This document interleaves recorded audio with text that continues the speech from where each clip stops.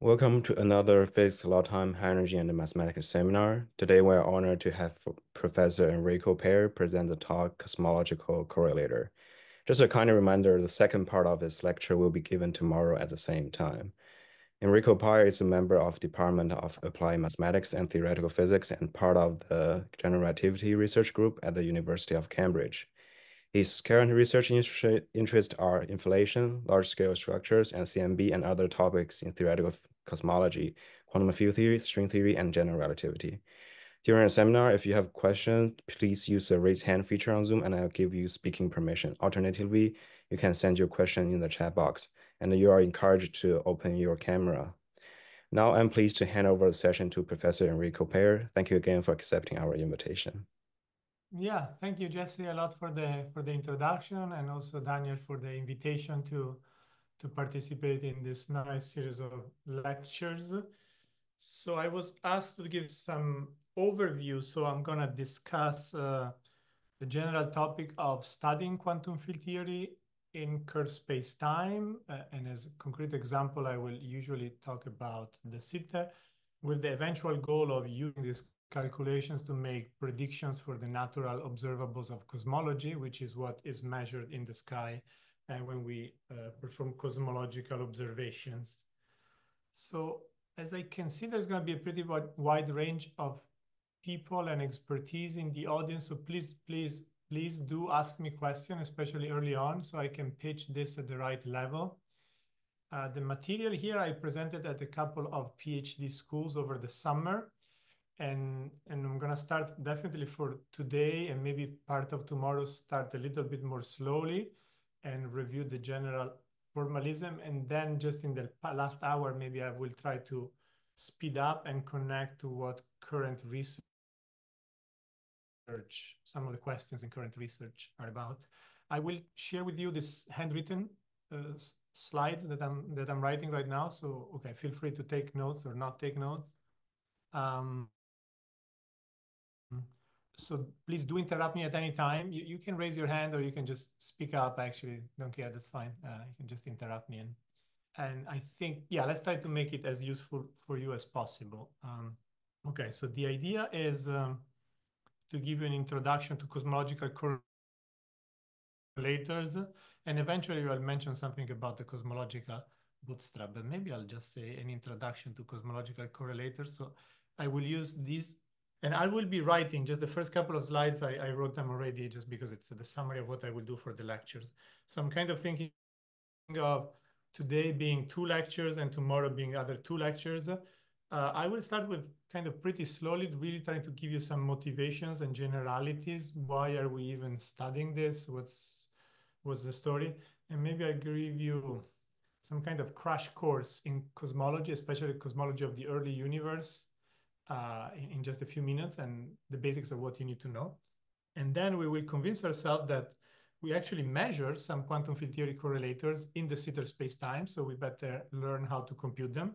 And this is what we will try to do today. Learn what the observables are. We're not doing particle physics experiments, so our observables are not cross-sections at colliders, but they're something else called cosmological correlators. And we learn how to compute them, and there will be some formalism. Eventually, we will learn how to compute them in perturbation theory. And so the formalism will have a similar diagrammatic set of rules as Feynman diagrams for amplitudes, but different rules.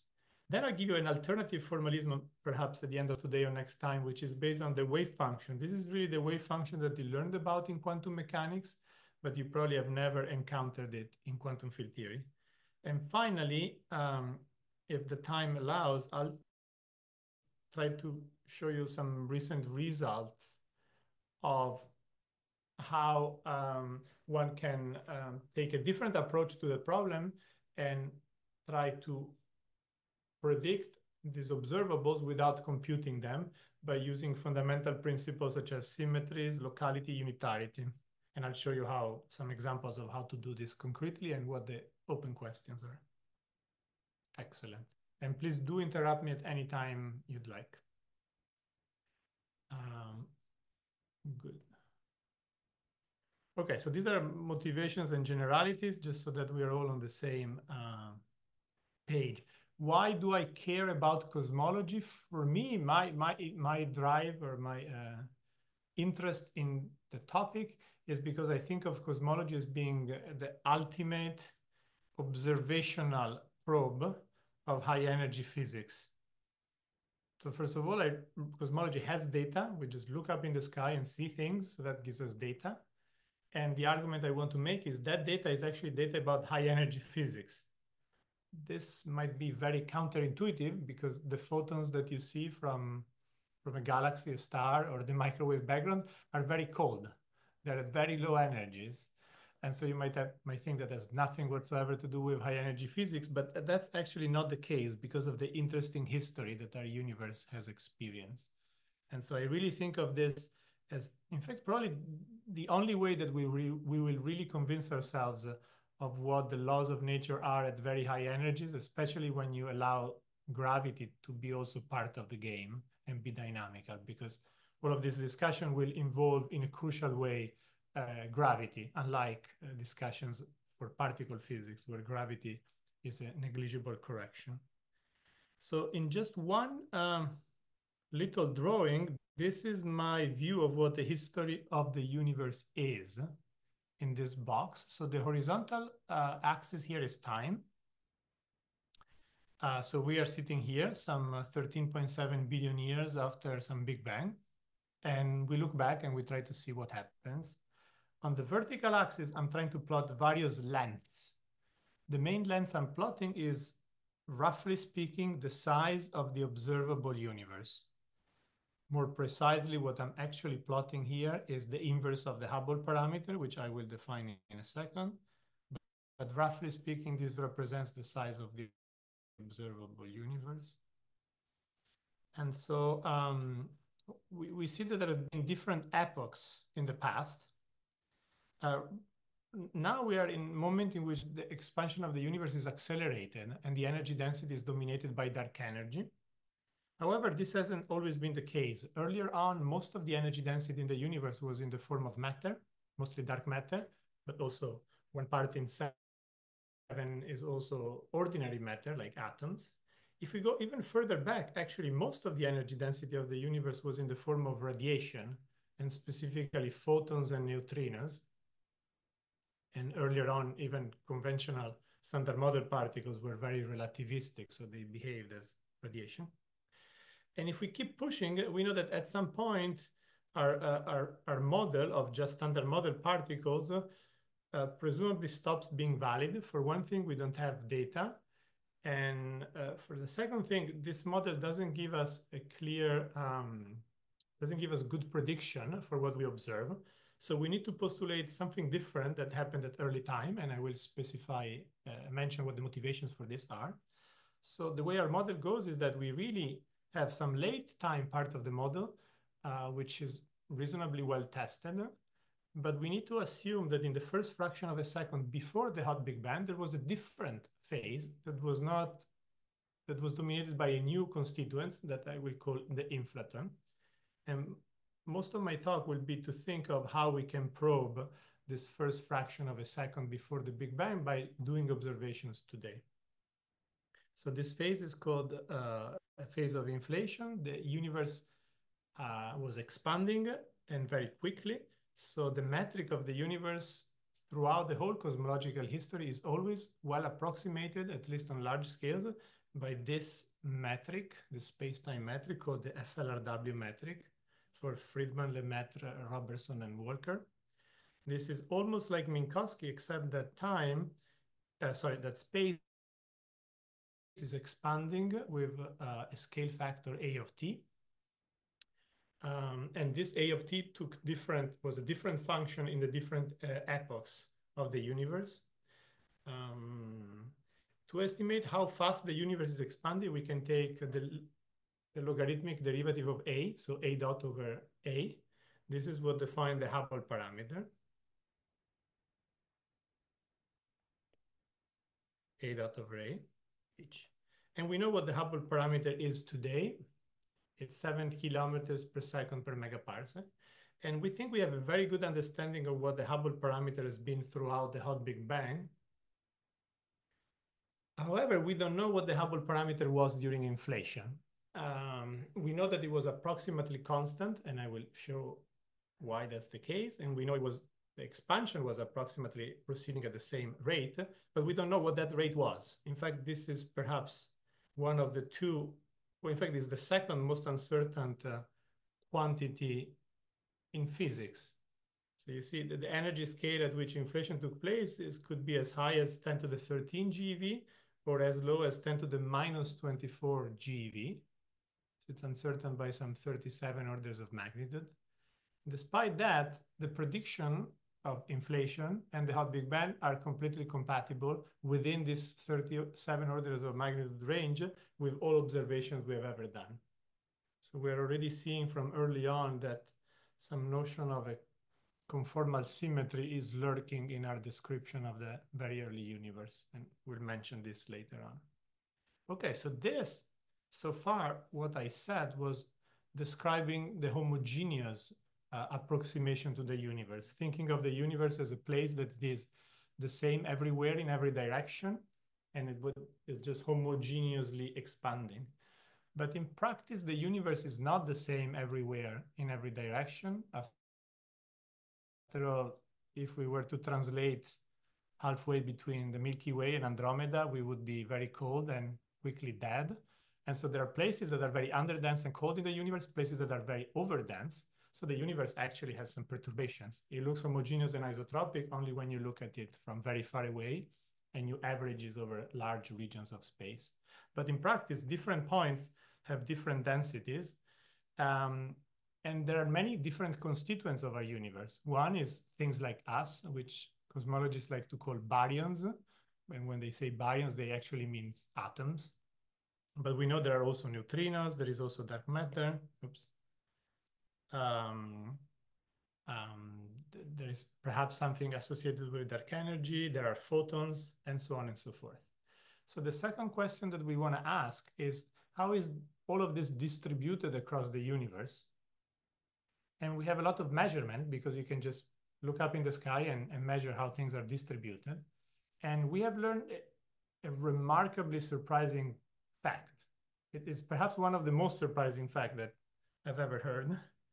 That if you ask, well, let's see how let's call the distribution, the density of stuff, let me call it delta of x. Let's say that we look at the density of some quantity.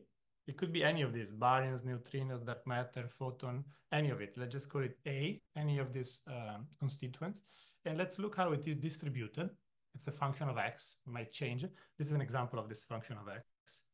This is the density at different points in space.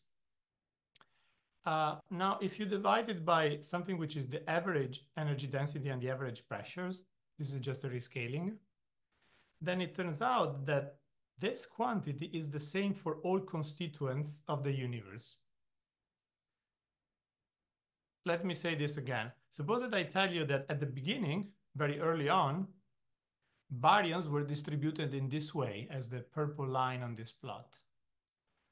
Then I don't have to tell you how neutrinos were distributed because they were distributed in exactly the same way. Dark matter, also in the same way. All of the constituents of the universe, their initial condition early on at the beginning of the hot Big Bang was the same for all of them on very large scales. This is an experimental fact. It's not something we're making up. It's something that we observe. And so if we want to predict what the universe looked like at the beginning, we actually have to predict a single function because all of these functions are proportional to each other. We will call that function as just one function of space.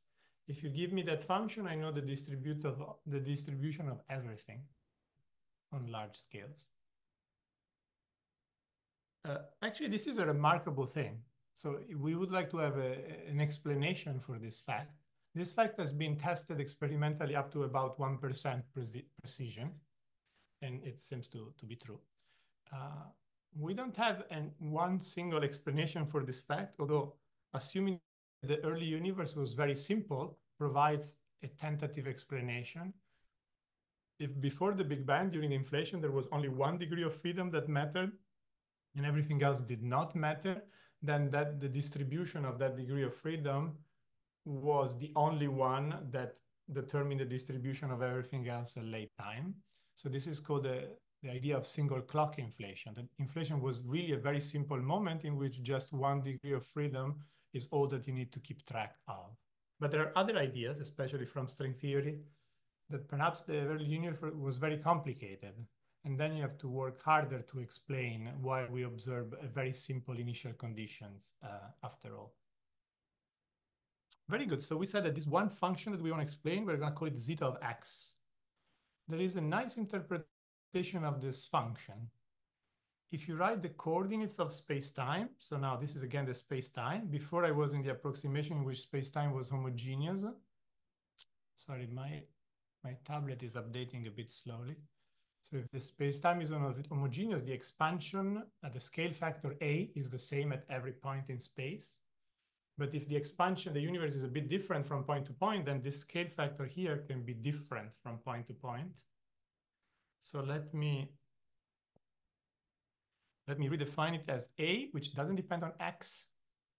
So it just depends on T. Times a function that I will denote as e to the 2 zeta that does depend on X. So this represents an expansion rate that is different from point to point. This is the same zeta that appeared before. So another way of thinking of the initial conditions of the universe is that a universe that had a different expansion rate at different points. And we would like to explain what this function is and say anything that we can about this function zeta of x, because we measure it. I should also mention that there is another possibility that is not only the expansion of the universe that was the same at every point, but could have been slightly different in different directions. That would have been the case if there were primordial gravitational waves in our universe. I will say a few words about this, but so far we haven't seen them in the data. There is no evidence that we need to produce them to account for observation. And so I will mostly only think about the scalar field, the zeta, rather than the gravitational waves.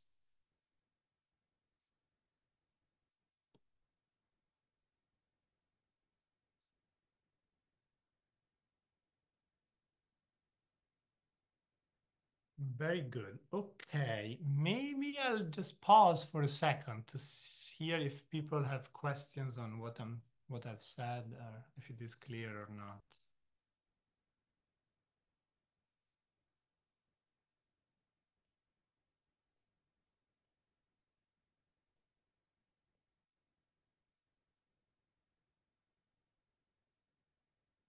So has everyone, can you maybe write in the chat if you have ever taken a cosmology class or not? Just to see, to gauge how many of you have already encountered this and how many of you are seeing this for the first time. That maybe would be useful. And even if you haven't, just write no, just so that I have a head count.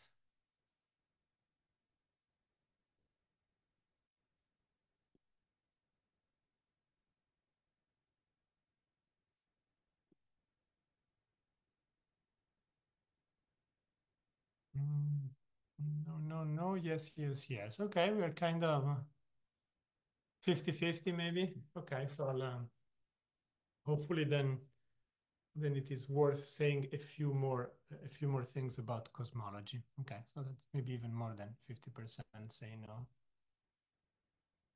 Okay, then I'll say a few more words. Okay, so what cosmology, what they do is that you look up in the sky and you look at the distribution of something.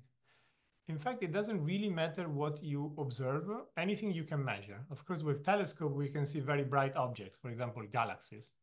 However, with telescopes that work at different frequencies of light, we can also say the distribution of photons in the universe, and we see most of them to be in the form of something called the cosmic microwave background.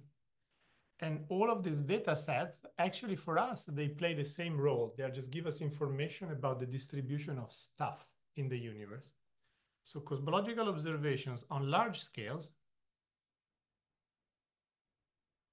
And by large scales actually will mean I'm not looking at what's between here and London, okay? We're just talking about cosmological scales.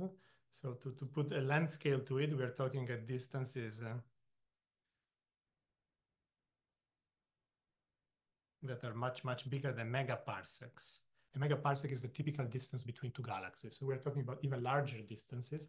So this is what I mean by cosmological distances.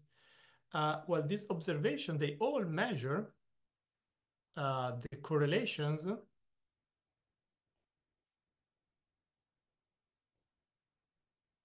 of this one function zeta.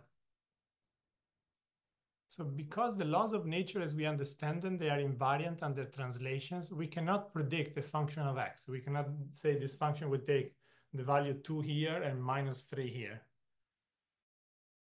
Because the laws of nature allow also for a different solution where everything is translated. So we can only describe average properties of this function rather than the function itself. And in fact, these average properties, they must be computed within the laws of nature, which are based on quantum mechanics. And so we will use quantum mechanics to predict the correlation of these functions. So let's try to be very concrete. So say that you look up in the sky and you're able to measure some quantities. I'm going to call this quantity y. It actually doesn't really matter what this quantity is. It could be the temperature of the cosmic microwave background. So there could be the temperature of photons that you observe in a certain direction. It could be the polarization of these photons in the same direction. It could be the density of dark matter in that direction. Or maybe you can measure three-dimensional things using redshift. Then it is the density of matter across the universe. It could be the density of galaxies across the universe. All of this quantity, and it could be many other things, the density of neutrino if you're really clever. All of those quantities, they give us the following information. And this is what our cosmological model promises us, that if you measure this distribution, then the following relation should be valid. It should be true that the correlation functions of this x measured at different points. So you measure this as a function of space, and then you take the product of different points, x1, x2, x3, the value of this function, and then you take an average over your whole data set. That's what this average over observation means on the left. I'm going to call this an endpoint correlation function because I take the product of n fields at n different points. In our universe, this appears to be, at least on large scales, linearly proportional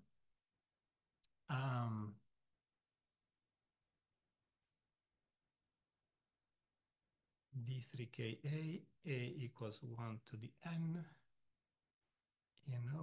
You know what? Let's work completely in Fourier space. So this equation becomes even simpler. Suppose you have done a Fourier transform and you have written the same thing in Fourier space.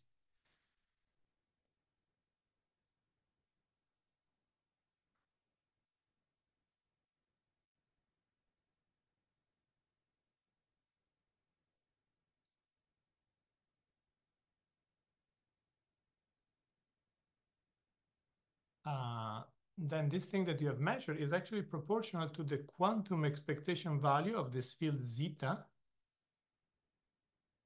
at the end of inflation, at the beginning of the hot Big Bang, with momentum Ka. And if you measure endpoint function, you compute the endpoint function of it. And so this is within quantum mechanics, or maybe within quantum field theory. Or maybe, if you're even more clever, this would also be the same in quantum gravity. If you have the theory of quantum gravity, that's what you should use to compute this. So to say this in simple terms, cosmological observations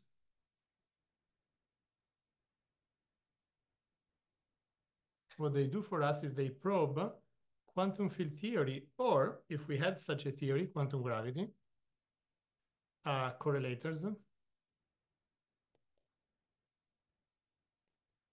in curved space-time. because we have to do this calculation in the very early universe, which was expanding. So we have to account that space-time was curved. This is very interesting because it is the first time that we can really probe our understanding of quantum mechanics and quantum field theory in a place that is not the vacuum, the non-expanding empty space inside the ATLAS or CMS detectors, okay? We have probed quantum field theory very well at particles accelerators, but those tests do not involve gravity, and they are only tests of quantum field theory in Minkowski, in flat space-time. How do those laws work when we go to an expanding space-time and to a space-time where gravity is also involved? And to get a consistent result, gravity also needs to be quantized and needs to be part of the calculation. So the idea is that to study those questions, we can use cosmological data sets to check if we know how to do the calculations or not. And this will provide predictions that can be tested in the data. So if you take anything out of this first 20 minutes is that cosmological observations are a probe of high energy physics and of deep questions that we have.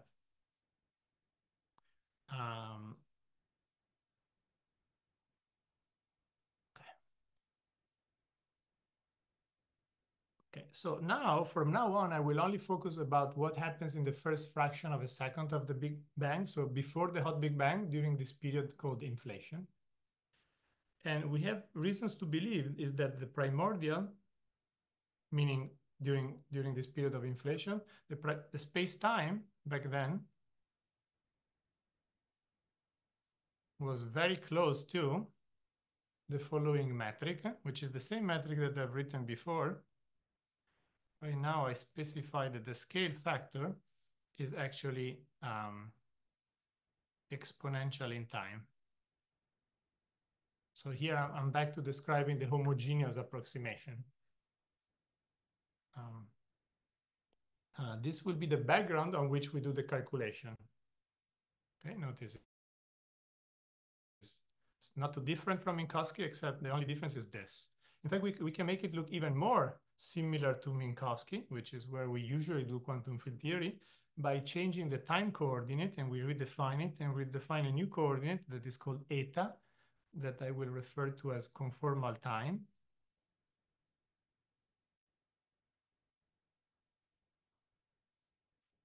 And then this equation and this equation are just the same equation where I did the change of coordinates that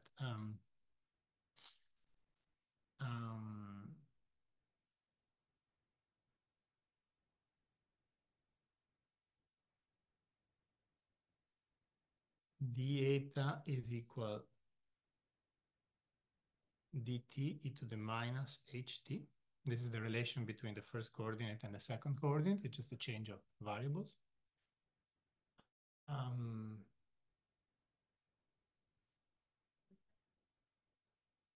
And eta will be for conformal time.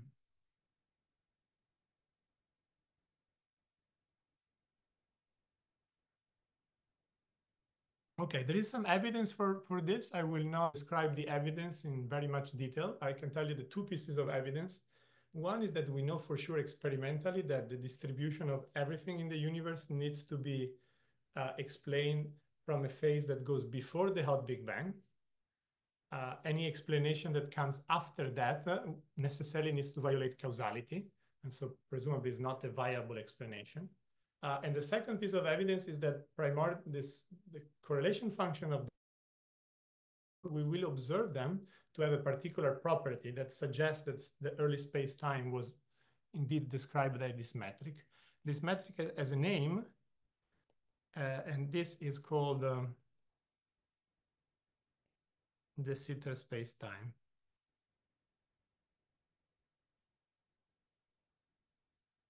For those of you who have studied more general relativity, actually, this is just one part of the Sitter space-time, which is a larger space.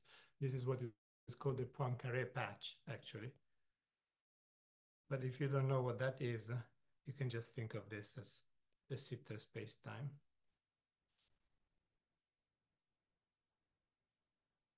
Okay, so we have this space-time is infinitely big, both in time and in space. So I cannot really, strictly speaking, draw it on the page.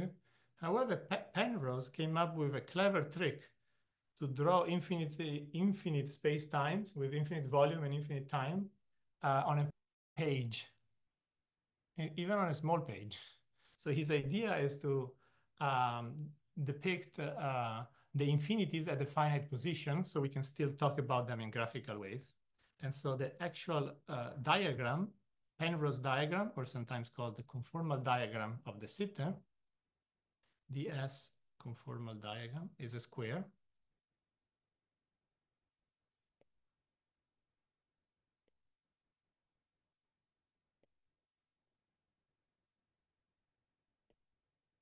And each one of this line is some constant time. So the lowest line is n equals eta equals minus infinity. This is eta 1, eta 2, eta 3, and eventually this line is eta equals 0. So this is time. This is infinite. Each one of this line is all possible points in space at one finite moment in time. And then if you want, you can also put coordinates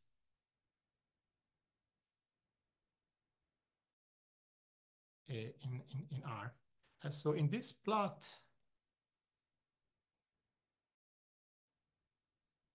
this is the infinite past.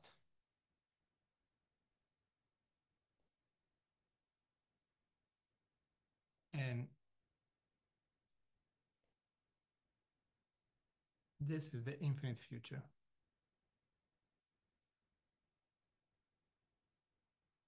So the name of the game is that we want to start with the universe being in some state at the beginning, evolve it in time and see what it ends up with.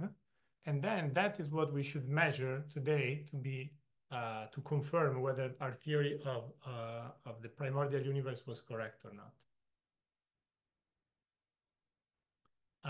You can think of this line here. Physically represents the end of inflation, when inflation ends and the hot Big Bang starts.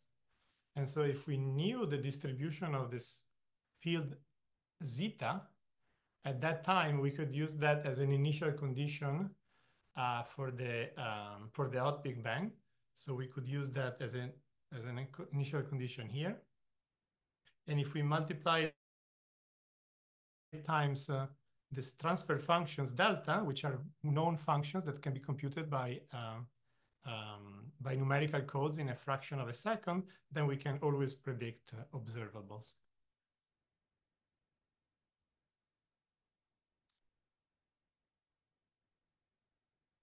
Yeah, so I apologize. I should have said that these deltas are so-called transfer functions. They're known functions that can be computed in cosmology, so we will not concern ourselves about them. If you can say anything about this, this will be the focus of the rest of our talk.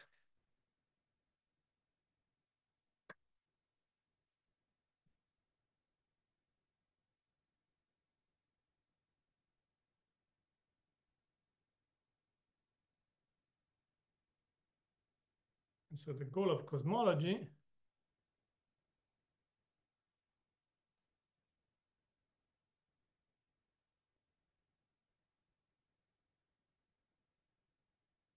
is to understand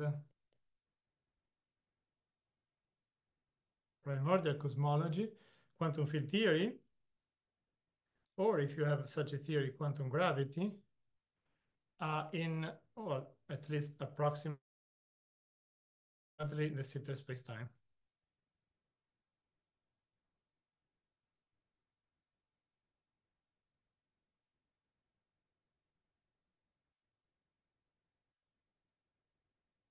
And that's what we will be doing for the rest of this lecture.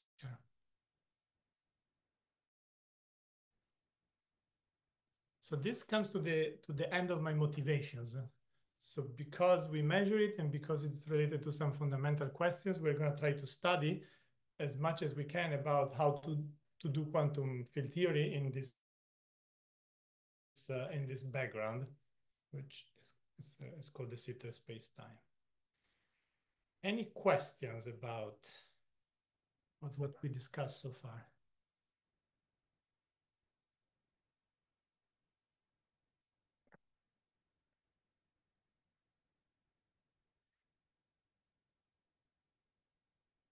Okay, if not, then I'll go ahead. So QFT in the sitter. I will write the sitter as DS to keep it short. So since you're already started learning quantum field theory in Minkowski, you will be familiar with how to quantize a free field in Minkowski, and the quantization of a free field in the sitter is actually pretty similar, with a couple of course, crucial differences that we will emphasize. So we're going to try to quantize the system in perturbation theory, which means first we're going to assume that this system is a free theory. In some sense, if the particle is there, nothing happens to the particle. And then we're going to add interactions later. This is called the perturbative approach to quantum field theory, or the perturbative quantization. So we're going to start with a free theory and later on add interactions. And for simplicity, I will only discuss the scalar fields in these lectures, but very similar techniques can be used to quantize also spinning fields, such as the photon or the graviton, and with more work, also spinors, spin 1/2 particles can be included.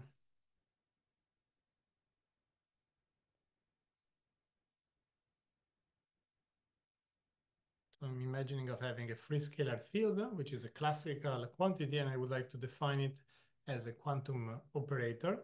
So the first idea is to notice that because the space where we're working is homogeneous, it's very convenient to work in Fourier space because different Fourier modes decouple from each other. This is the same that happens in Minkowski, where you quantize it in Fourier space. And as you will have learned in your QFT class, every different Fourier modes for a free field has the same Lagrangian as a quantum harmonic oscillator, and so can be quantized in exactly the same way. And I'm going to use eta to be the time coordinate. So for a quantum harmonic oscillator, the position operator, which for us is the field, is written as A plus A dagger. Because the field is real, its Fourier transform has to satisfy that phi of minus k is the same as phi star of k. And this explains why I have written minus k here.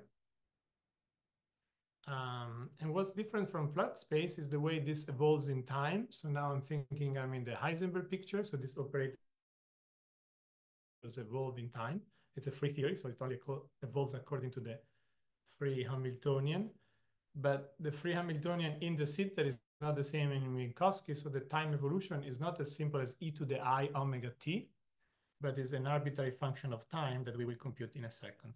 And because the field has to be real, if this function is f, this other function has to be f star.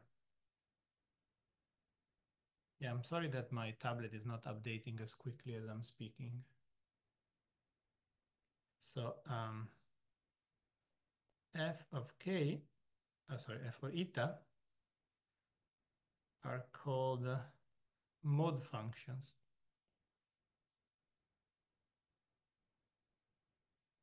While A and A dagger are operator in the Hilbert space that create excitations of the particles associated to this field.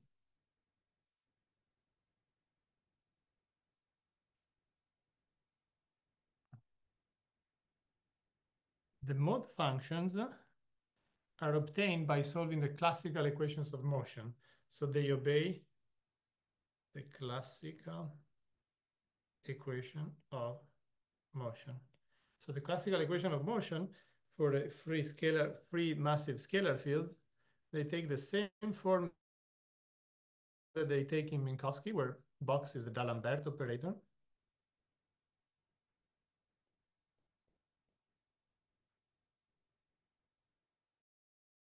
Except that now in curved space-time, this is, instead of just being d mu, the second derivative is the second covariant derivative, which will include the metric. And so it's different depending on space-time.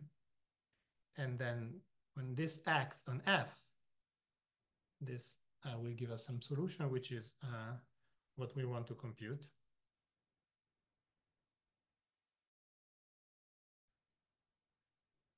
Let's see. So we already know the solution to this equation. Famously, that's probably what you have done when we quantize the scalar field in QFT. We know that in Minkowski, the solutions are simply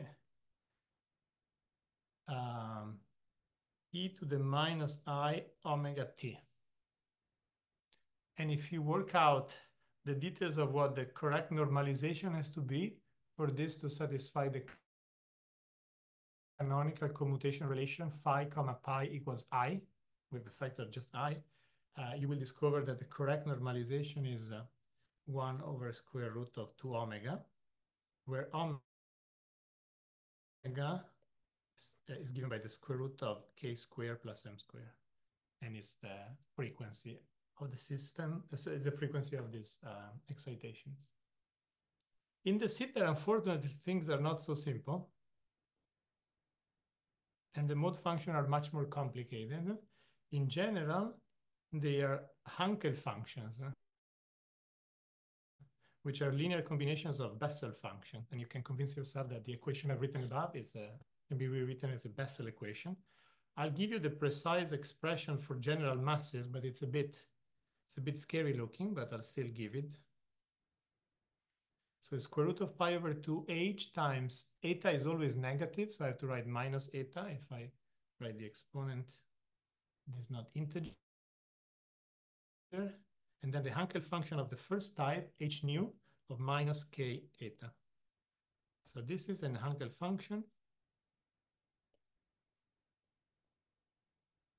of the first type. And nu, the index nu is just a shorthand notation for the square root of 3 over 2 squared minus m squared over h squared, where h is the same Hubble parameter that appear in the de Sitter metric, and m is the mass. The reason why there is a 3 here is because of the number of spatial dimension, which is 3. It becomes d in d dimensions. So this looks pretty messy to work with, and this is even just a free scalar field. When things start interacting, we will have to integrate over this function, which makes it hard going, and that will be one of the obstacles we will encounter. Luckily for us, for the very special case of zero mass, this expression becomes much simpler. For a massless scalar,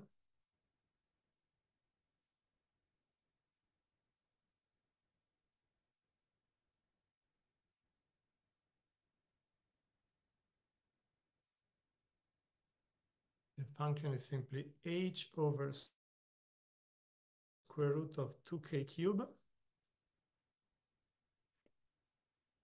1 plus I k eta e to the minus I k eta. And so you see that now we don't have to deal with Hankel function. The function is actually not too different from Minkowski. There is still something that looks like an e to the I omega t. It is e to the minus I k eta, but there are different polynomial in front, and the normalization is different. There is another very simple case that we will not use, but I'll mention it, which is when the mass takes this very strange value, which is square root of 2 times Hubble. In that case, the mode functions are even simpler, and they are h eta over square root of 2k e to the minus I k eta. This case is called a conformally coupled scalar.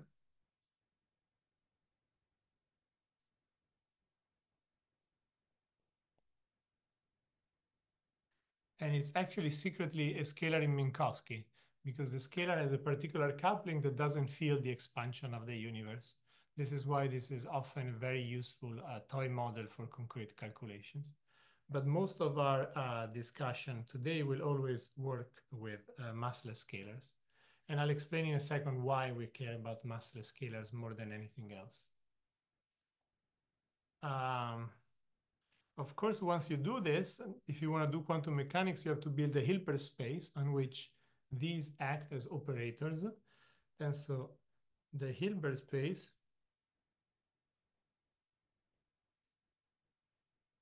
is the infinite dimensional Fock space, which is the name that people give to the Hilbert space built for the harmonic oscillator. And it is a big Hilbert space, it's infinite dimensional, is the infinite tensor product over all possible k's of the Hilbert space of every individual momentum k. And the Hilbert space of an individual momentum k is given by all the possible linear combination of the ground state, the first excited state that is obtained by acting with an A dagger on the ground state, and then the second excited state, which is obtained by acting with two of them, and so on and so forth. Where this ground state, I'm going to call it the Fock vacuum, and it is defined to be annihilated by all possible annihilation operators for all k. That will be the state that we will use to as our initial state. And all excitations will come on top of it by acting with A and A daggers. Okay, so even though that was very quick, that's the setup of quantum field theory in general curve space-time. But if you solve the equation of motion in de Sitter, you get it in de Sitter. Now, what's important to talk about is what it is that actually we want to compute.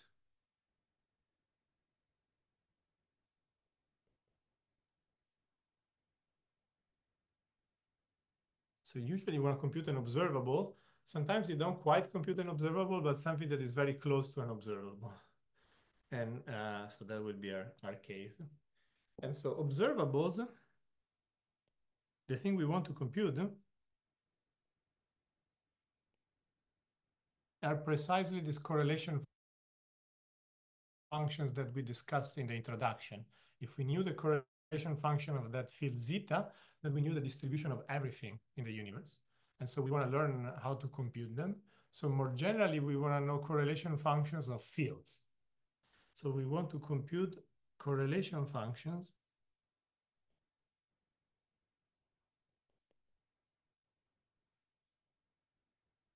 of products of, we will actually only be interested in local fields.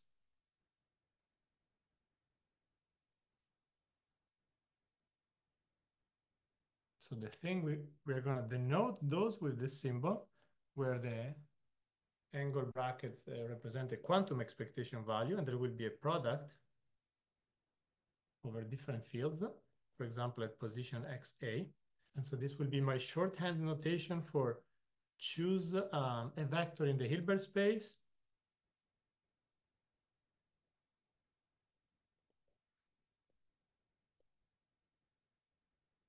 omega. This is some state.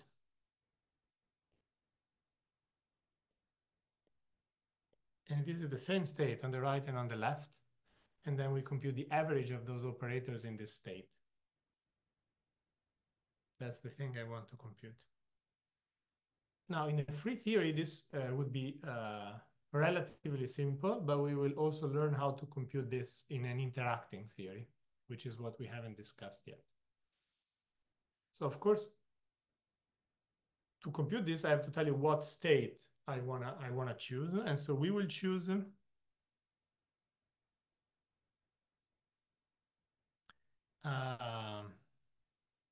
some initial state omega at minus infinity. So as time goes to minus infinity, we will define this initial state to be the most natural choice that I will describe in a second. And then we're just going to let it evolve in time according to the equations of motion of the system. And then we will compute this expectation value at the end of inflation, at the finite time. And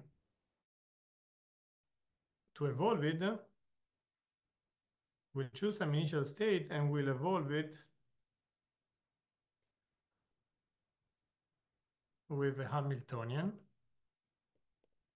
I haven't specified a theory yet, but you can imagine I could specify a theory, and then that's what you should use. If we did this in the so-called interaction picture,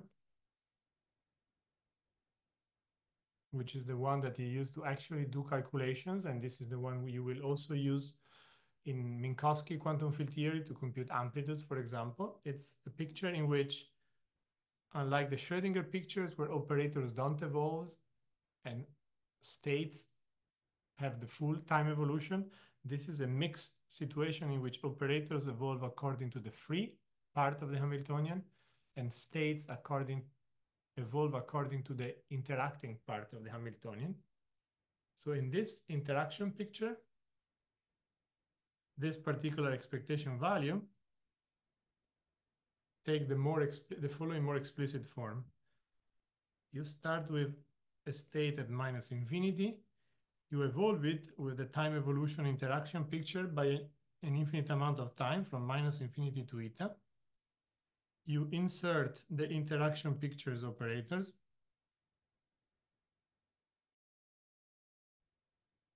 And this evolves the bra, but then you have also to evolve the cat. The cat also evolves from minus infinity to eta from some initial state at minus infinity.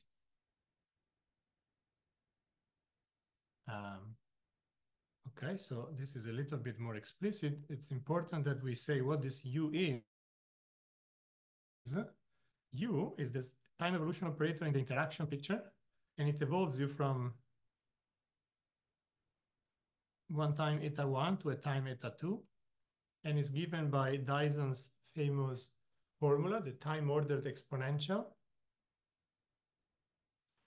which is defined by you take the Taylor expansion of this exponential, and then you do the time ordering of every term of exponential of minus I integral of the Hamiltonian. Since we are in the interaction picture, only integral of the interacting part of the Hamiltonian.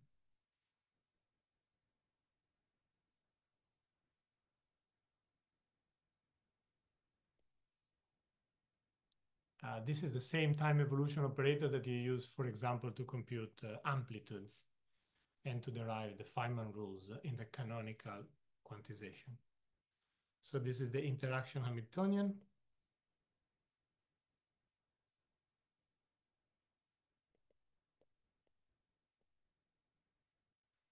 And this is time ordering.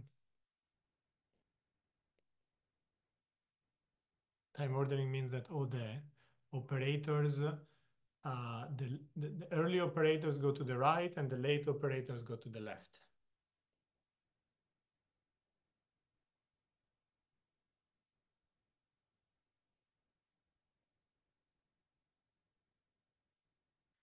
Okay, so that actually fully specifies what it is that we wanted to compute. So schematically, the way you should think about what we are doing is that there is a Hilbert space, which of course is infinite dimensional, but I'm going to draw it on this piece of paper as a two-dimensional vector space. And you start with some vector, that is omega at minus infinity. Then using time evolution, you evolve this up to some time t, and it becomes some other vector. Because time evolution is unitary, it's actually just a rotation of the vector you had before, which conserves the length. Of course, rotation in an infinite dimensional space can be a very complicated transformation. Then you insert these operators and do it all over again. Oh no, they changed my note.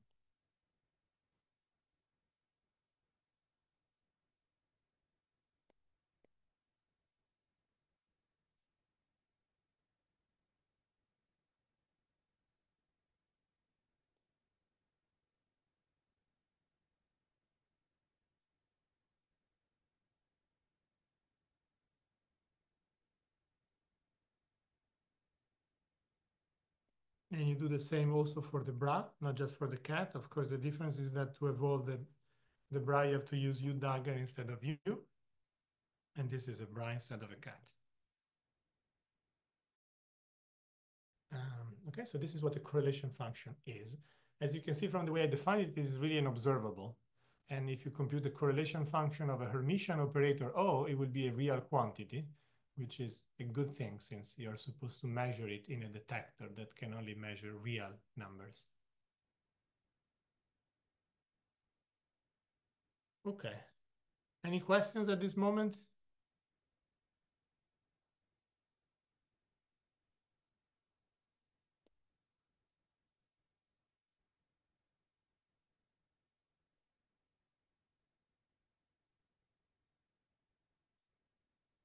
Okay, let me talk about the simplest such function. If we are considering a free theory, which is what we have been talking about so far,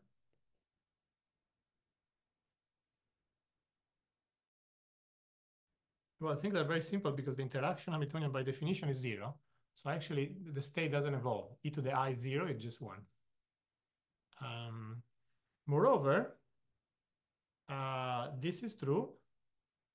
And also, all endpoint functions are just related to the 2-point function. So let me see. So this is an endpoint function is just equal to the 2-point function to the power n over 2 for every n even. Or this is simply 0 when n is odd.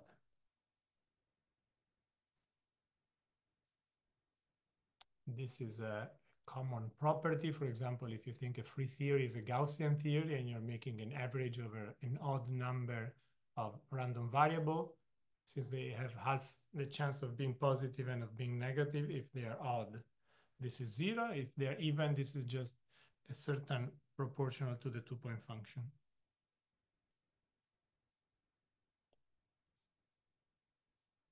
And so for a free theory, actually, the only thing that we care to compute is just the 2-point function, because all the other endpoint functions are related to it. And I wanted to show you how to compute it. So all the information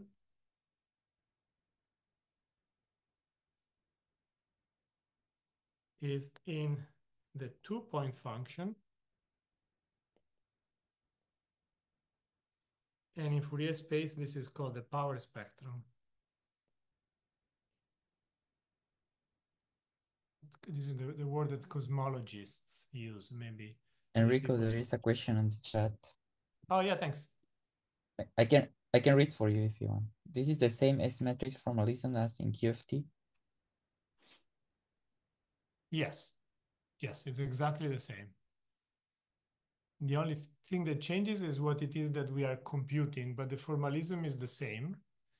When you're computing an S matrix, you start with a state, you evolve it an infinite amount of time, and then you project it on some state at plus infinity. So you're computing an in-out quantities. There is only one time evolution operator. And so you use exactly the same Dyson formula that I showed here, this one, but only once. And expanding this exponential gives you the Feynman rule.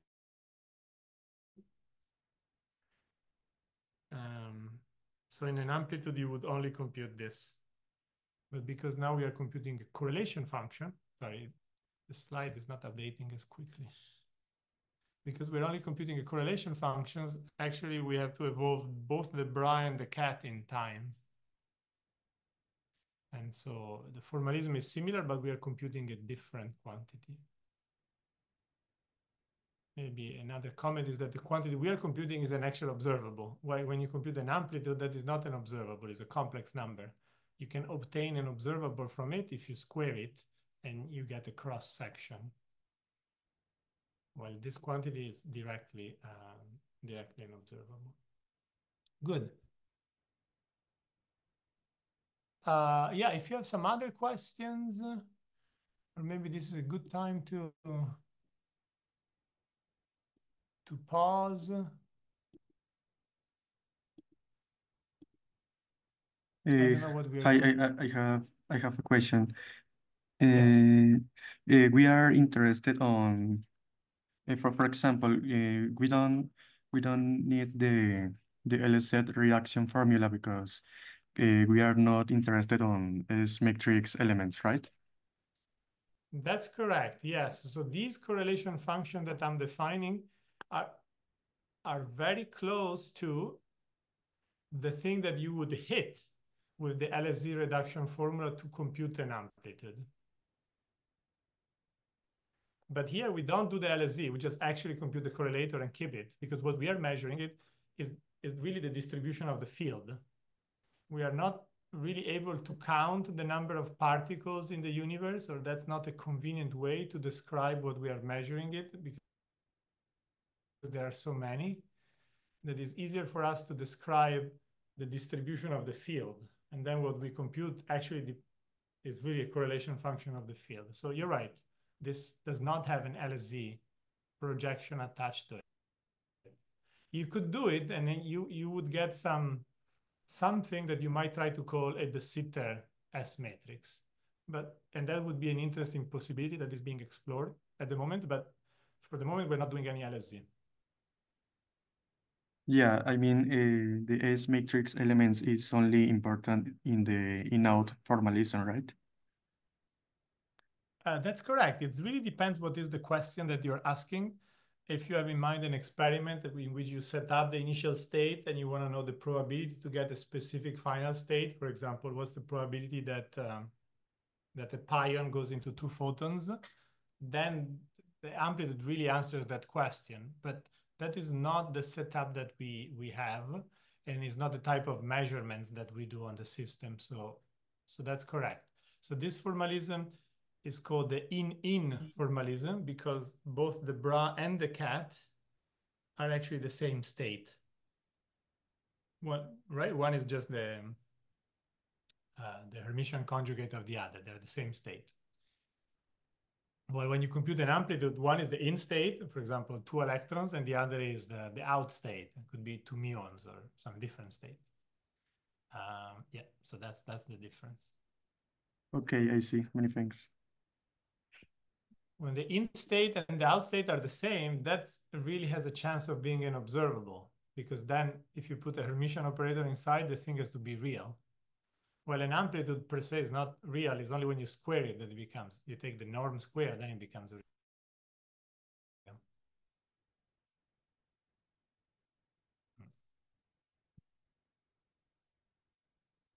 Excellent. Yeah, that was very useful. Yeah, thanks for the question. Is there like other questions maybe about the similarity or differences with amplitudes, for example, or other calculations you did in QFT?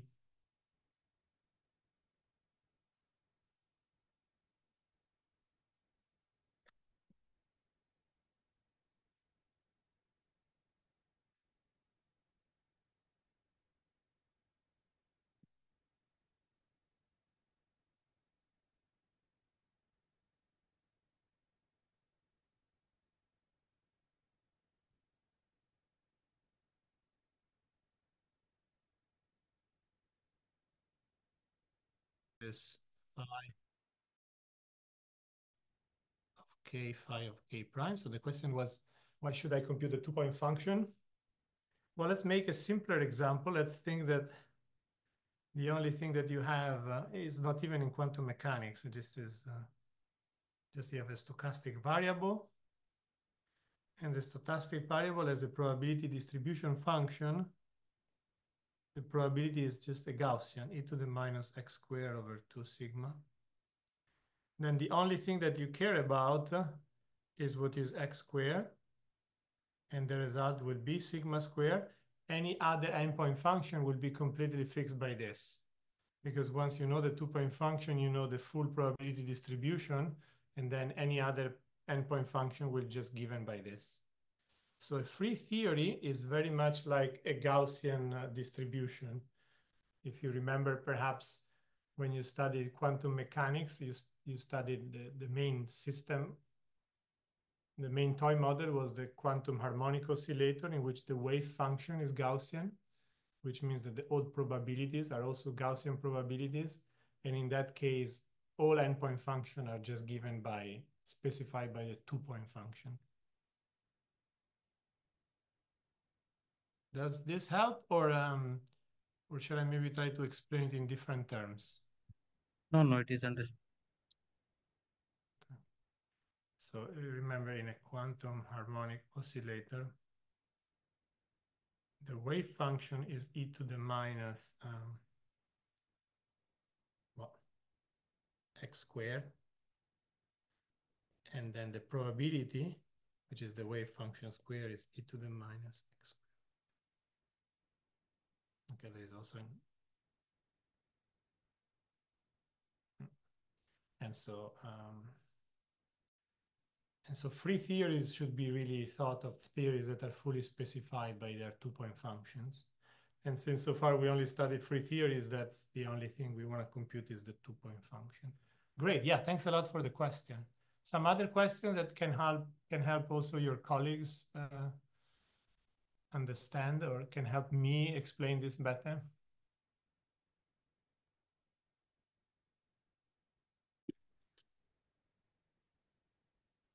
Great, so let's compute this power spectrum, which is the name we give to the 2-point function. The calculation is very simple because the power spectrum is defined as the 2-point function. So we put two fields with different momenta. And let's, for simplicity, well, in fact, we don't have to. Yeah, let's just write them at two different times. Momentum k eta and at momentum k prime at time eta prime. And we compute this in the Fock vacuum. Remember the state that is annihilated by all the lowering operators A.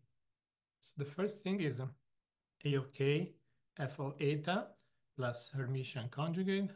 Oh, let's be more specific. Plus A of minus k f of eta. And the second field is the same thing, A of k prime f of eta prime plus A of minus k prime f star of eta prime.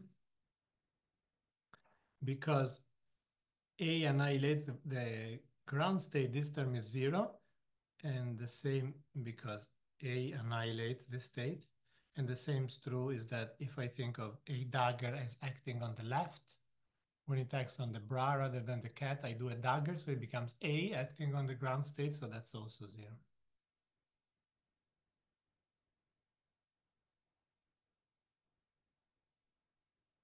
So the only thing that I'm left is this term and this term. The easiest way to compute it is to commute this A past this A dagger.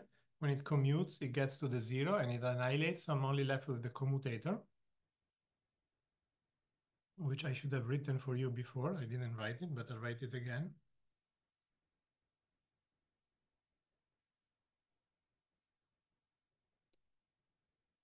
The commutator, of course, is the same as the one you have studied in quantum field theory, and I use the same convention. So it's A dagger is equal to 2 pi cube delta 3 of k minus k prime.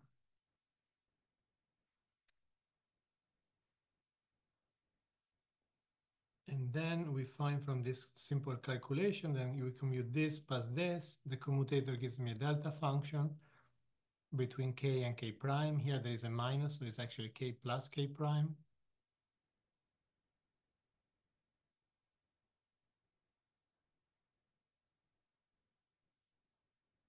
So it is f of k eta, f star of k prime eta prime, 2 pi cube delta function of k plus k prime. And this is the final result, and it's very simple. Notice that since f and f prime multiply a delta function, I can think of this as being just k, because the two k's have to have the same norm. Okay, so for the simplest, and the mode function is what we wrote before. So we completely computed this. This becomes very simple for equal time, meaning eta equals eta prime, and mass equals 0, for which I told you the mode functions are particularly simple. They are not even Hankel function. They're just exponential times polynomial. Then this becomes h squared over 2k cube times 1 plus I k eta mod square. Or maybe I should have said that. For equal time, this term is nothing but f mod square, and that's very easy to compute. The exponential as norm 1, so drops out. And this is the result. And so h squared over 2k cube 1 plus a squared eta squared.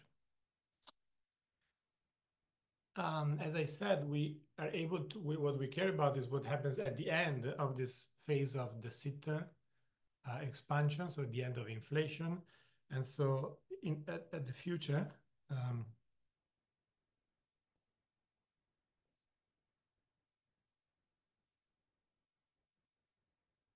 the asymptotic future is t going to infinity, or equivalently eta going to 0, because of the change of coordinate t equals infinity.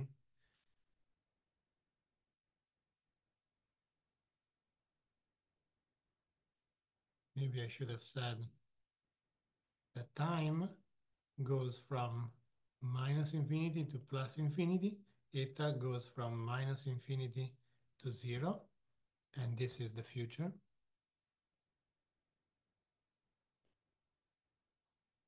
Or the asymptotic future.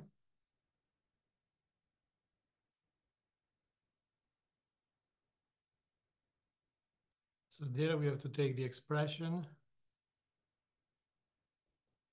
but put eta equals 0. And we find that the 2-point function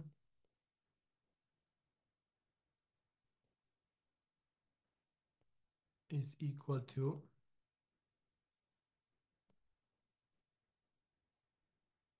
2 pi cube delta of k plus k prime h squared over 2k cube.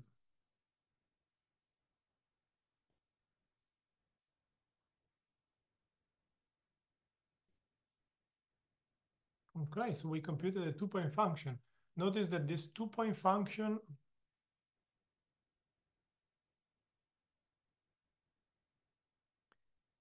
the first one we computed is similar to some of the 2-point function you computed in quantum field theory that you called propagators, except that there you were computing the Feynman propagator, most likely, which is a combination, which is the time-ordered propagator. Well, here we didn't assume the time ordering. We just computed the 2-point function in that specific order. Of course, when you put the 2 times to be equal, time ordering doesn't matter, and you should get exactly the same result. So this would have been the same as the Feynman evaluated at the same time. Of course, we are doing the calculation in the sitter, so this is the same as the Feynman propagator in the sitter at equal times. And this is the only quantity that we care about for the free theory. So I already mentioned this, but maybe I should, since people ask this, if we compare to amplitude,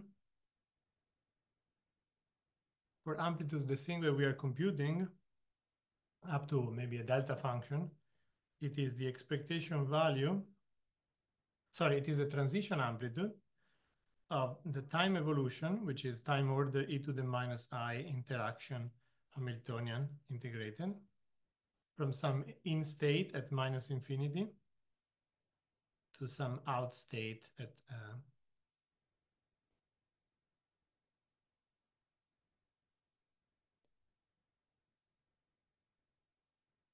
and so this is slightly different. So in amplitudes, we only have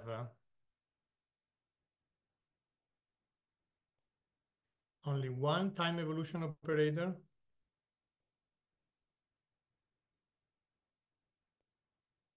from minus infinity to plus infinity.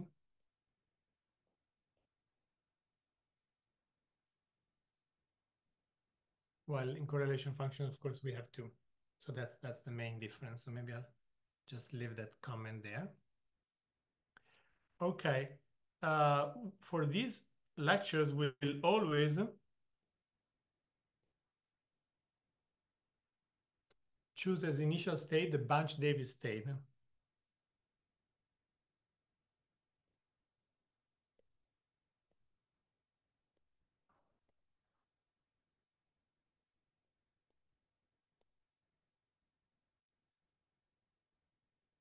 So what is this state? This state is the cosmological analog of the vacuum in Minkowski.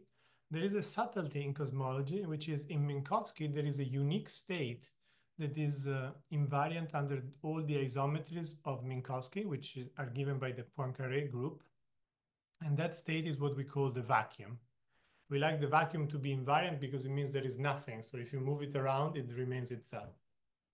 In the sitter, unfortunately, asking for the state that is invariant under all the isometries of the sitter space does not single out a single state, but an infinite family, a two-parameter family of states. And with some condition, it becomes a one-parameter family of states.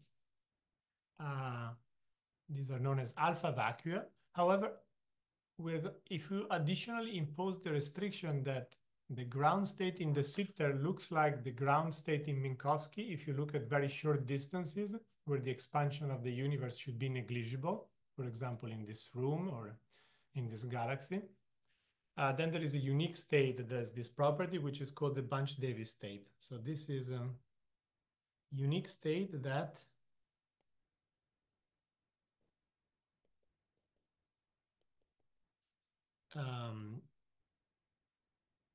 well, one is the sitter is invariant under the sitter isometries.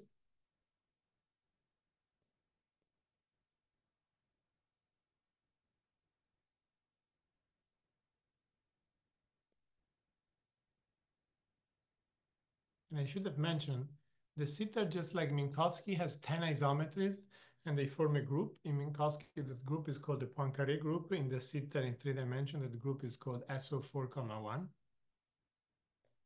You can see it's basically an SO5 group of rotations, but Vic rotated to have Lorentzian signature. And the second condition to uniquely specify the state is that at short distances,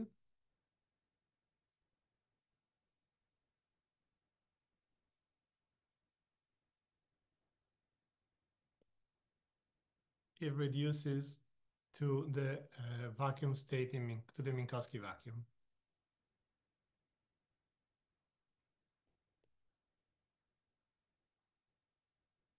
So that singles out one state, and this state has the property that if you take the limit of eta going to minus infinity of this Bunch-Davies state,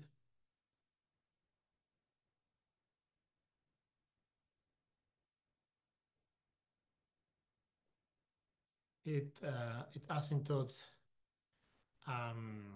the Fock vacuum that I introduced above.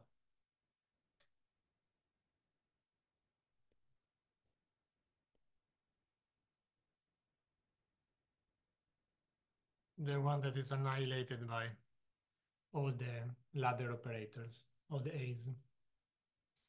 Okay, there is a trick to choose the state in the calculation, but I think it's a bit too technical, so I will not tell you this trick. It has to do with an I epsilon, but I will skip that.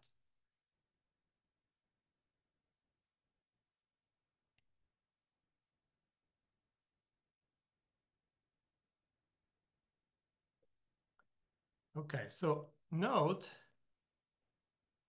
that if we computed the two-point function, at equal time, it was going like the mode function squared, as we proved above. And if you compute how this behave as you take eta going to 0, which is the end of inflation or the future of the sitter, this goes like eta to the 3/2 minus nu. where nu is the thing that I defined before. And so for massless fields, this goes like eta to the 0 because nu was 3/2. But for fields that are not massive, this goes like eta to some alpha which is positive, which therefore goes to 0. So the correlation function of all massive fields actually decay in the future, and so we don't see it. Of course, we can compute it on theoretical grounds, but it's not something that is going to give us an observable. And so we're mostly in cosmology interested in computing the correlation function of a massless field, although sometimes we can compute those of a massive field for theoretical interest or for other formal manipulations of our expressions. Notice that also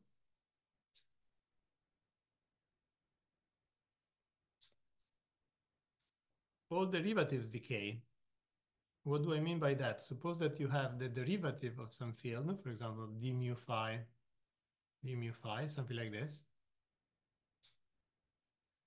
Well, but this means that you have d mu phi, g mu nu, d mu phi, and because of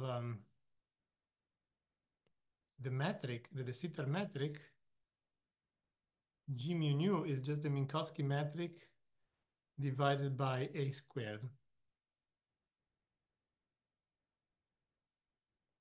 Well, eta mu nu is the Minkowski metric. But this is proportional to e to the minus 2ht, and therefore decays because of the presence of this scale factor. So anytime you compute a correlator that contains derivative, that's smaller than the same correlator without the derivative. And that's why we were interested in computing the two-point function of just phi square rather than its derivative.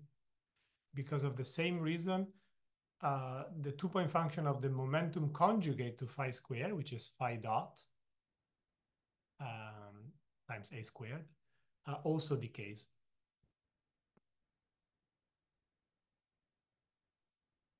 Okay.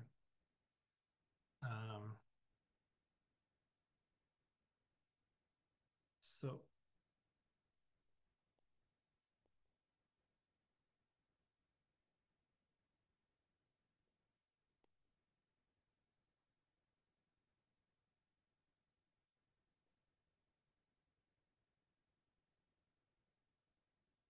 it is common to, since all the correlation function will always have this delta function of momentum conservation, the one that we noticed today in this calculation of the two-point function, we found that there was a delta function here. This is actually general and always appears in all correlators of all theory, no matter if they're free or interacting, because it's always present. Usually we stop writing it because we know it's always there, and we adopt the following simplified notation, which is that the product of an endpoint correlation function is given by the omnipresent delta function times something which we call Bn that depends on all the vectors. These are called cosmological correlators.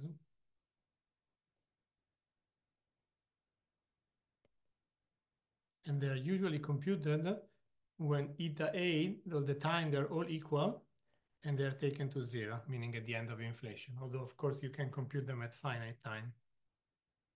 And that is the main object of study of a lot of the investigation in the into the primordial universe. Okay, are there some questions?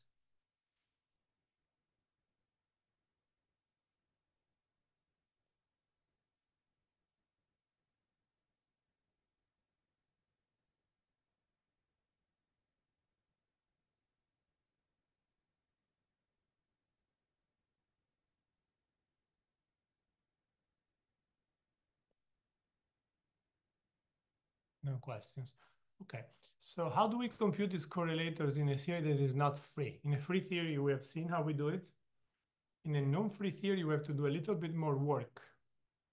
And the answer is actually of how you compute it is very similar to the calculation of how you compute scattering amplitudes. In practice, the first time you learn it, you do all the explicit calculation, you compute maybe in-out correlators, you do the LSZ, or maybe you use directly Dyson's time order exponential formula. So there are various ways to do it. But at the end of the day, when you understand how to do it in practice for calculation, you just use a series of so-called Feynman rules that allow you to perform the calculation just by making a drawing, which is a diagram, usually called a Feynman diagram. And to every element of that diagram, you associate a mathematical expression, and that's the thing you need to compute to describe that process. Exactly the same happens to compute cosmological correlators. We can describe different contributions to these correlation functions Bn in perturbation theory as Feynman diagrams. The rules will be slightly different, so maybe we should, sometimes people call them Feynman-Witten diagrams because of the important work that Witten did for similar calculation in anti-de Sitter space, or sometimes people just call them diagrammatic rules. And I want to give you a feeling for what these rules are. I will not derive the rules because the derivation is actually very similar to the derivation that you have or probably will do for quantum field theory, but I wanted to actually show you what the final rules are so that you're able to perform a calculation if you wanted to.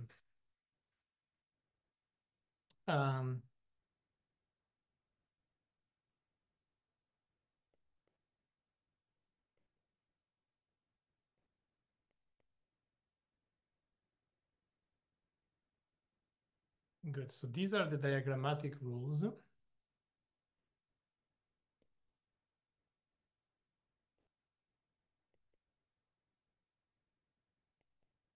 So schematically, the thing that we want to compute is there's some ground state, some dagger of the time evolution operator, which is e to the plus I h. There is some operator. Let's, for simplicity, compute the correlation function of phi n. And then there is the time evolution operator that time evolves the cat.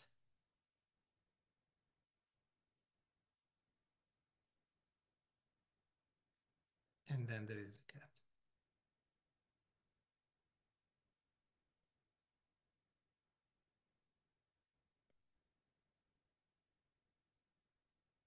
Okay, so the idea is that this term here in perturbation theory,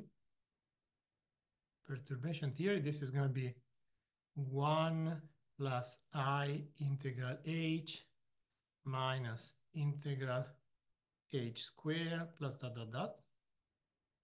We have an anti-time ordering in front. And this is going to be the same thing, but with a time ordering in front. 1 minus I integral h minus integral h squared plus dot dot dot.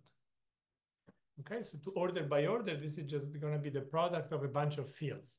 The interaction Hamiltonian has interactions, which are the product of fields. You have even more fields here, and you have to compute the expectation value of all those fields to any given order. Because those fields are evolved with the free Hamiltonian, because we are in the interaction pictures, those are free fields. Each one of those fields is A plus A dagger.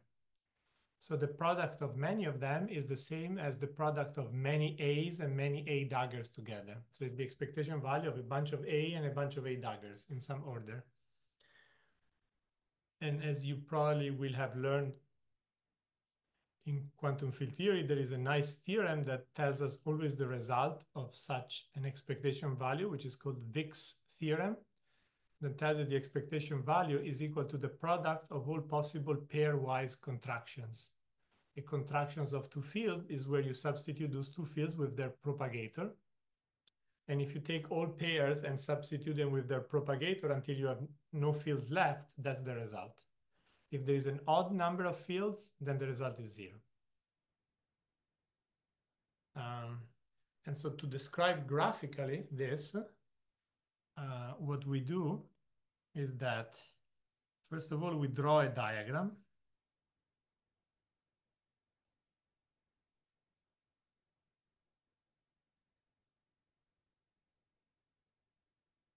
This diagram is pretty similar to the diagram to a Feynman diagram, except that now the diagram has time going up and typically space or momentum, depending if you work in Fourier space or momentum space.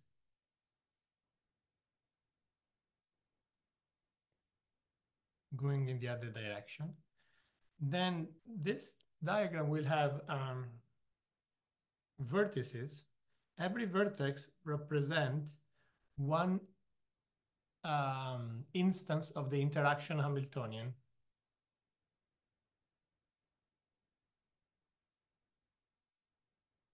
And then, so every vertex carries one power of some coupling constant.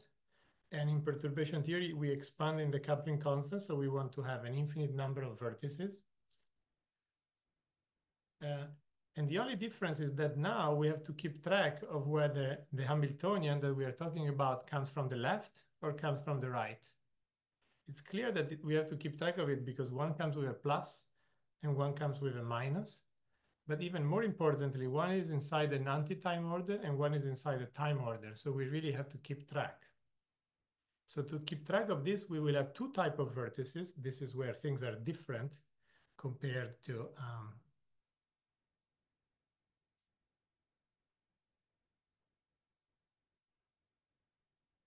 Feynman rules, where there is only one type of vertex.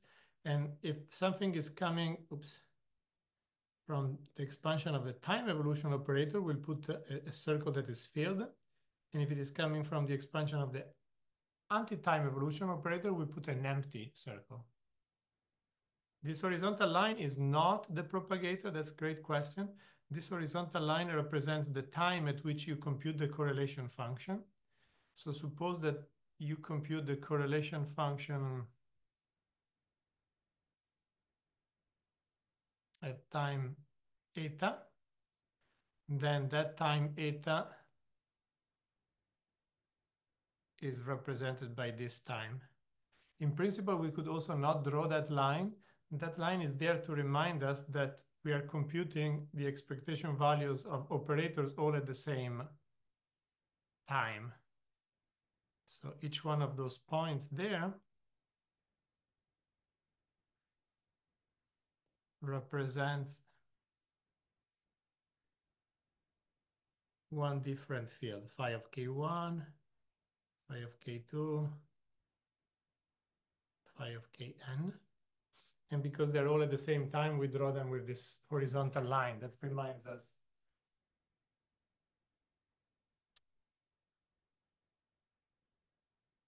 Of course, if you compute them at different times, then one should go up and down, but typically we do the calculation at the same time. So each one of these vertices, so a field vertex, this is going to what we call a right vertex, or a right-hand vertex. And because it comes from here, it should come with minus I interaction Hamiltonian. Minus I, an integral of the interaction Hamiltonian evaluated at that time from minus infinity to 0. The other type of vertex is this empty vertex. This is a left-hand vertex. This comes with a plus I integral of the interaction Hamiltonian, also from minus infinity to 0. Notice the other big difference is that all the time integrals in amplitudes go from minus infinity to plus infinity. Now all the time integrals in eta go from minus infinity to 0 because the future is at eta equals 0.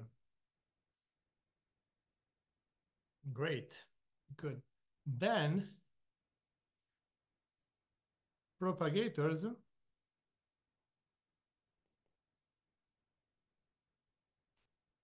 connect two vertices or two vertices. And so because there are four possible things that you connect, there are four possible propagators, which is much more complicated. So suppose you have two vertices at position x and y.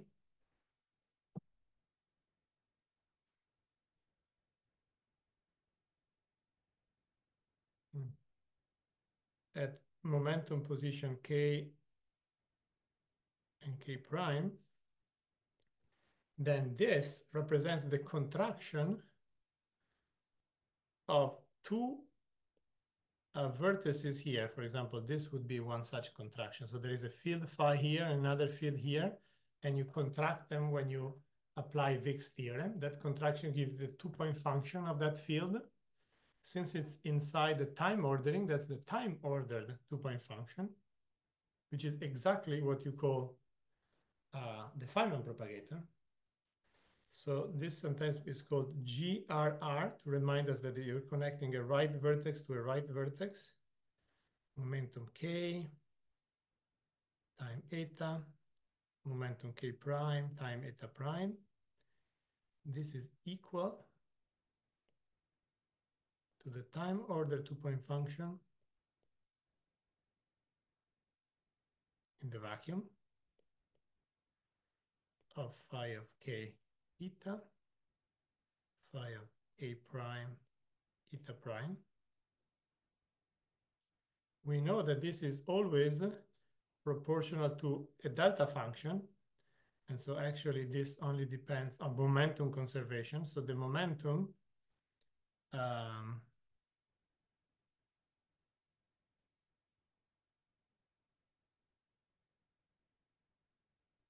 what? This is non-zero only when the momentum K is minus K prime. Otherwise it is zero.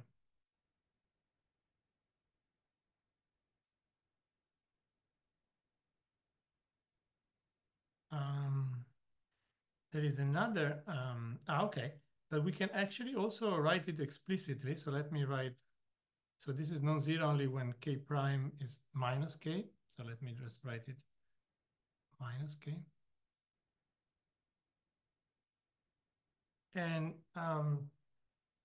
we know what this is. This is going to be, because we already computed the two-point function. The only difference now is that there is a theta function. So now it's going to be theta function of eta minus eta prime, f of K of eta, f star of K of eta prime. You know, this is easy to calculate because this one is A plus A dagger. This one is A plus A dagger. The A always, the A here dies and the A dagger here dies. And so the time ordering is represented by a theta function, which I write here. And so with this time ordering, I get an F star from here and an F from there. So I've written them both. Plus the term with the opposite time ordering.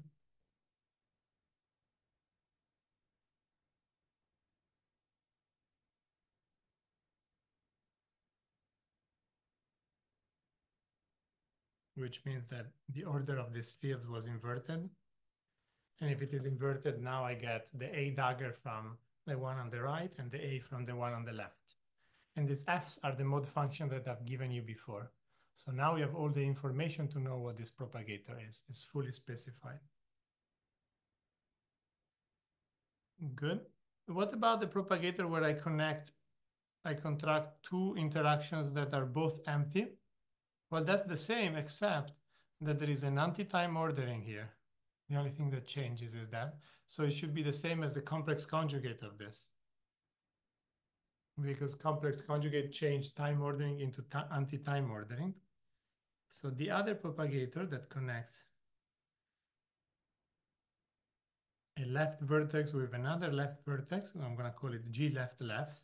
It only depends on K, eta, and eta prime, is nothing but the complex conjugate of this. So that at least is not a very new quantity. And the last one that we have to account for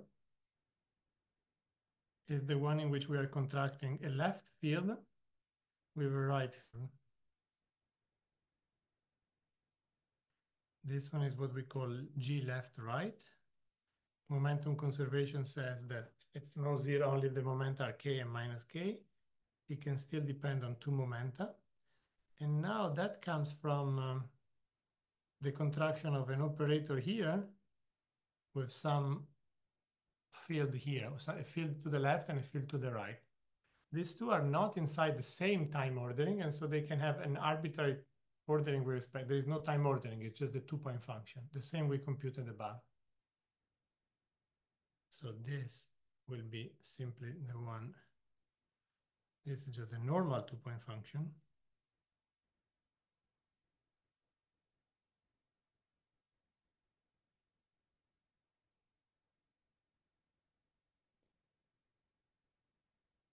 And this prime means that we drop the delta function.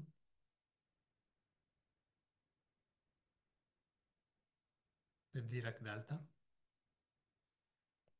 Because we have already implemented, imposed that the momentum has to be conserved.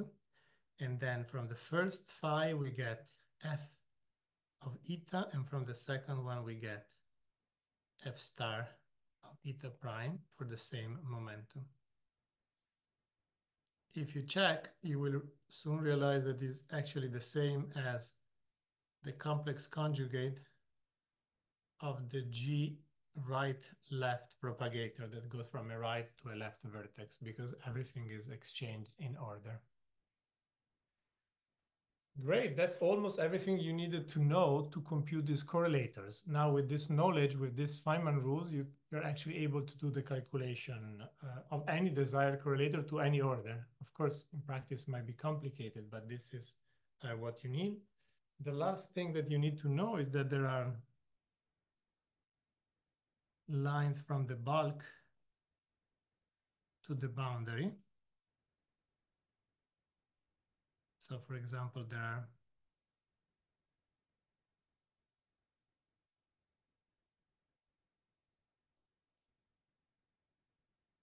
this type of line here connects a vertex which is in the bulk. So that's a bulk meaning at finite time to a field which is at the last possible time. And so that's called a bulk to boundary propagator. The nomenclature is imported from the ADS CFT, but you can just thinking of a propagator from one point to another. And there, if it is attached to a right vertex, it's just called GR. And let's say that the boundary, we call it eta 0, so we don't get confused. So then this propagator is just f of eta, f star of eta 0. And it is the same as the complex conjugate of the left vertex.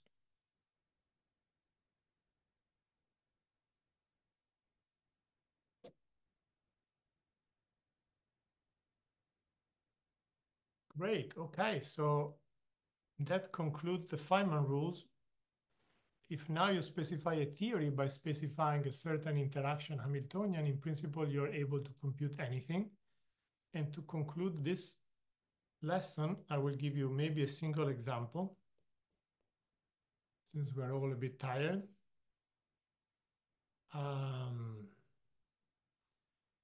Should I give you an example in Minkowski, or maybe I'll give you an example in Minkowski?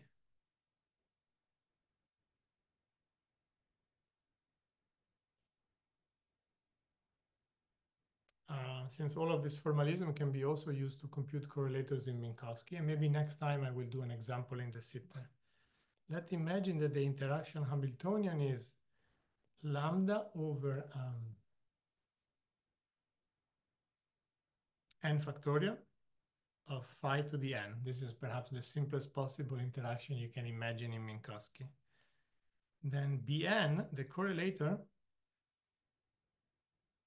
is described by this diagram plus this other diagram, which is the same one, but I have to sum over all possible choices of vertices.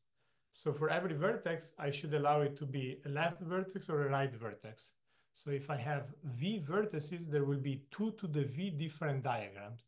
Here I only have one vertex, so I only have 2 diagrams to sum over. And actually, you can check, because they only differ by turning a right into a left, that they are the complex conjugate of each other.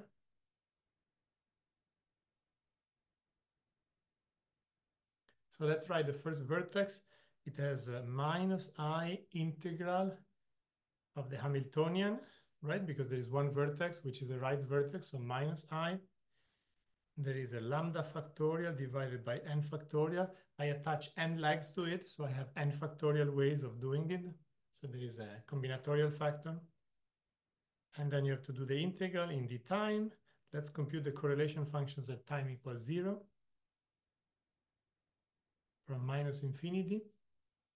And then I have to put all of the external legs, which is these GR propagators from some momentum Ka and time t, and integrate this over t.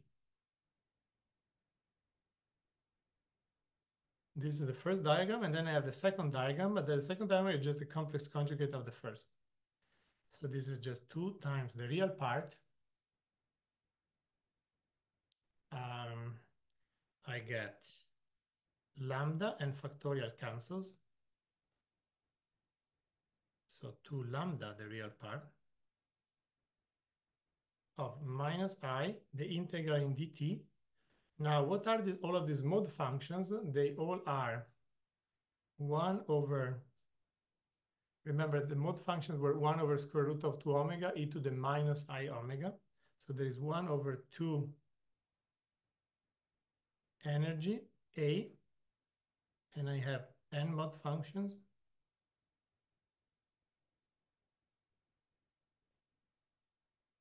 E to the, and then the propagator, which is e to the I e t, and this is the product over all of them. And I have to do this integral. So the result is 2 lambda divided by the product of 2 EA to the power n. Remember, this EA is just the energy. EA is just the square root of Ka squared plus whatever mass they have these fields. And times the real part of minus I, the integral in dt from minus infinity to 0 e to the I ETT,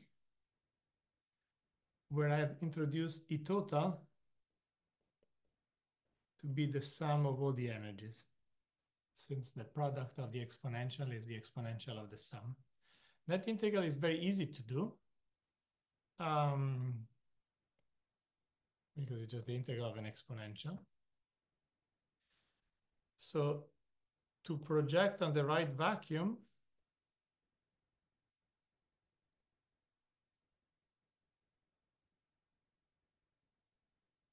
at time going to minus infinity, I need to shift the integration contour in the right direction so that this integral converges. You see the integral is infinitely oscillating because it oscillates as t goes to minus infinity. So I need a prescription to make it convergent. The prescription is that wherever you see t actually goes to minus infinity with a small imaginary part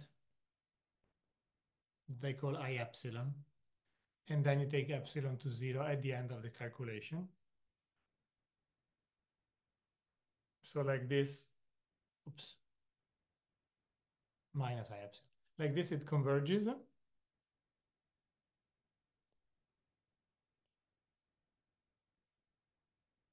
And so it's 2 lambda, or the product of 2 EA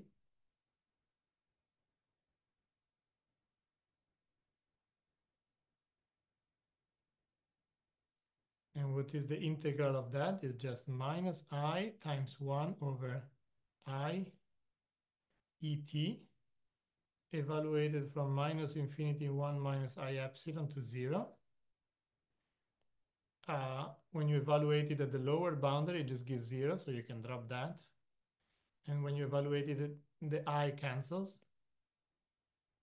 And so the result is minus 2 lambda divided by 2 to the n E1, E2, E3 dot dot dot En. This is the product. And then E total. And that's the final result. We are very happy to see that it is real, as it should be, because it was the expectation value of Hermitian operators.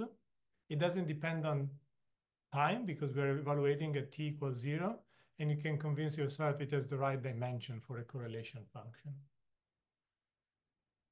Great, so that's maybe a great point to stop